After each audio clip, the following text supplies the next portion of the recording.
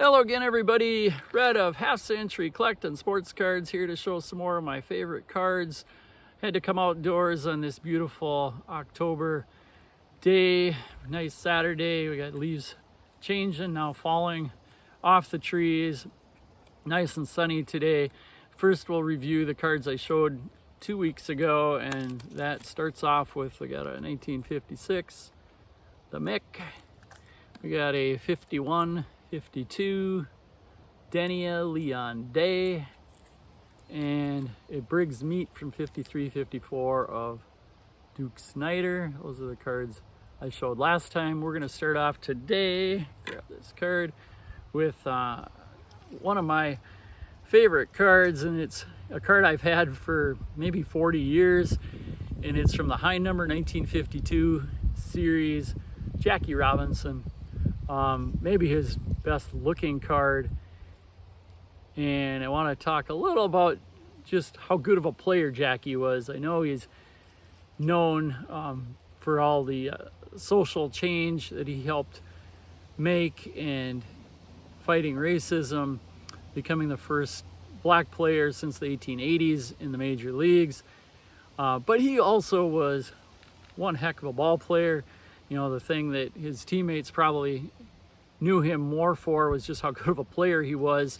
47, first year, he's 28 years old with the Dodgers, wins Rookie of the Year, led the league in steals that year, and just 2 years later wins a batting title, drives in like 120 some runs, wins another stolen base title, and is the league's MVP. That was 1949. In 51, which is the year that these stats are of, he hit 338 and led the league in WAR. Then this 52 season, he again led the league in WAR. He didn't get another MVP. 49 was the only MVP, but he led the league in WAR 3 times, along with leading the Negro Leagues that 45 season. So just some great seasons, had really good years after that. So leads the league in steals a bunch, batting averages, on base percentage. He had a 440 on base percentage one year. His career was 410. He was a great defender at second base. I know his first year he had to play first base, but once he moved to second base, he broke a record for fielding percentage. He always had real good defensive WAR stats. Ended up playing third later in his career. And in those 10 years he played with the Dodgers, had over 60 WAR, which is actually second in that time. There's only one guy with more WAR during his playing days, and that was Stan the Man. So number 1, Stan the Man. Musial number 2, Jackie Robinson. So just a cool card, 1952 Topps Jackie Robinson. We'll have a few more Jackies to come yet in this series. Next, I'm going to show a card from 1912. It is from the Honest Long Cut, as Jefferson Burdick called it, the T227 set of Rube Marquardt.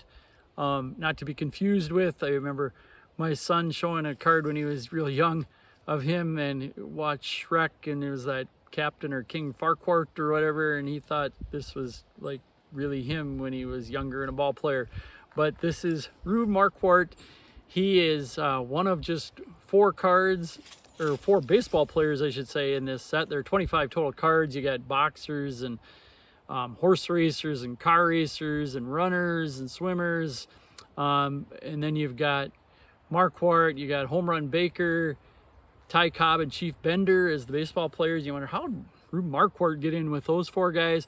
But at this time, he was one of the best pitchers in baseball. He teamed with Christy Matheson to form that great lefty-righty punch for the New York Giants, kind of like the Randy Johnson, Curt Schilling lefty-righty combo. Won a couple of pennants in a row, both this 1911 season, which love these cards too, because they actually talk some about Marquardt.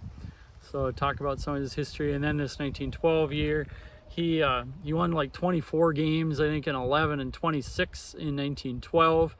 Right there with Christy Matheson each year. They were about 50 wins between the two of them each year.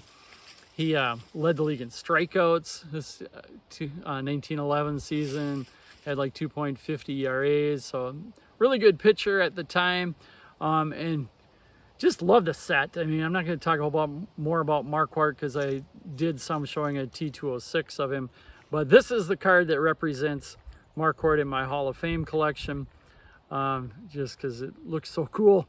Love the colors. I know there's that John 3D80s kid who's got a Frank Home Run Baker that he calls maybe the most beautiful card made, and won't get any arguments from me, because him and this card too, I mean, just gorgeous colors. Cool looking card.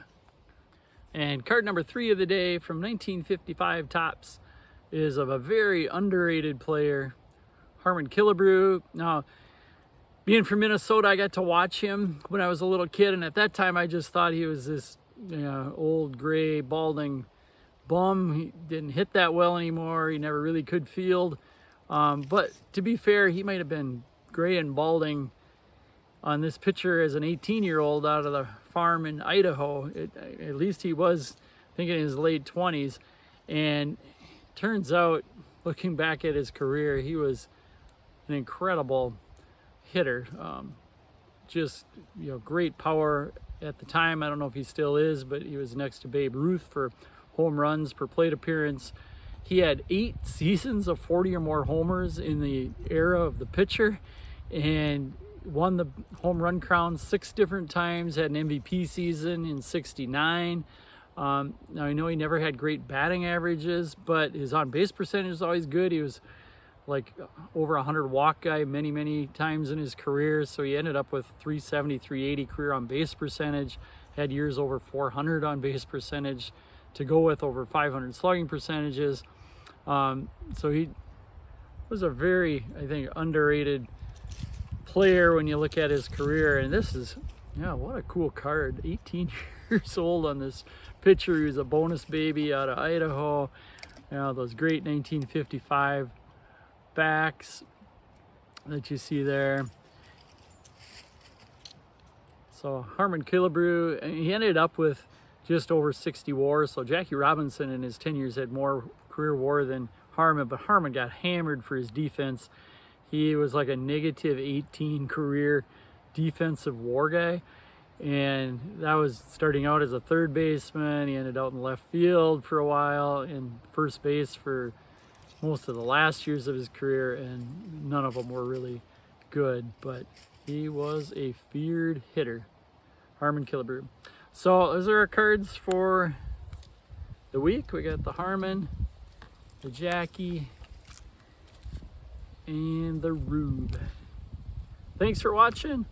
Have a great day and have fun watching the rest of these playoffs, and we will see you again within the next week or two.